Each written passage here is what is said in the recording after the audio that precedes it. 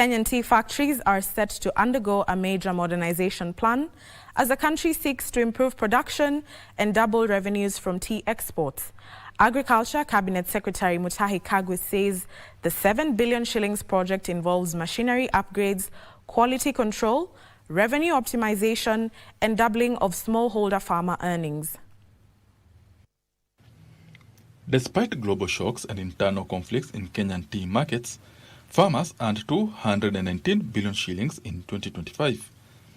The government says plans are underway to increase earnings through a 7 billion shillings factories modernization program. This will involve installing modern machinery best suited for high-value specialty and orthodox teas, enforcing the 2 leaves and a bud rule to ensure high-grade tea quality, improving packaging standards, and establishing technical testing laboratories in Mombasa, Nairobi, and other major tea growing centers. Wengine walikuwa na CTC teas peke yake, lakini sasa wamejiinua, wameenda orthodox tea.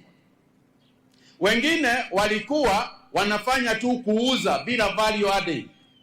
Sasa hata kuna factories zingine hata zime sasa achana na mambo ya kushughulika na watu, wanaanza value adding all their tea na wanauza na bei kali na bei ya juu. Factories have been advised to reject poor quality tea leaves from farmers in efforts aimed at branding Kenyan tea. Agriculture Cabinet Secretary Mutahi Kagwe says poor quality green leaf has negatively affected the Kenyan tea brands, reducing overall farmers' earnings. Wengi wenu mnaendelea na hii 2 leaves and a bud, si ndio? Lakini yule anakuja analete hii, anaharibia bei yule ambao alikata ile na jia ile inafaa.